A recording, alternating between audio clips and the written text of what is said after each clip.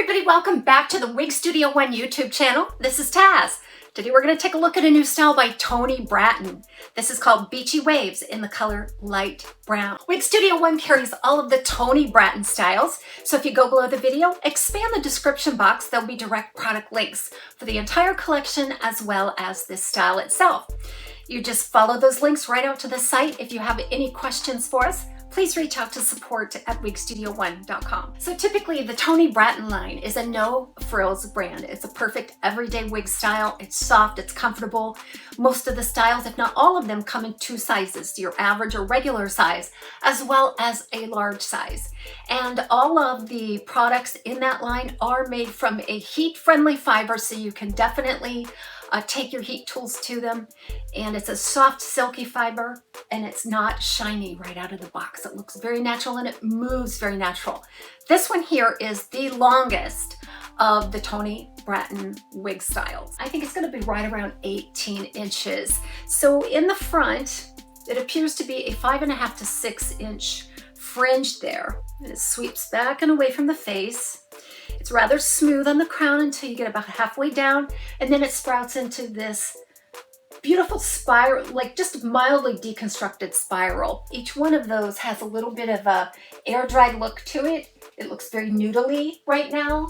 And again, we can take heat tools to this, we can brush it out a little bit and really customize it according to our taste and preference. And it has that similar cap that we discussed, and more of an open or traditional cap, and then the Velcro adjusters with the velvet nape. So does it have permatease? Yes, it does have some permatease. It's not an overabundance of permatease, however.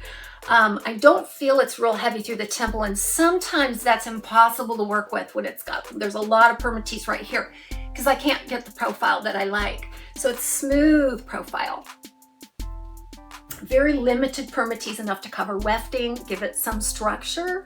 It's still in its weave pattern here, just left of center. You can part it anywhere you want.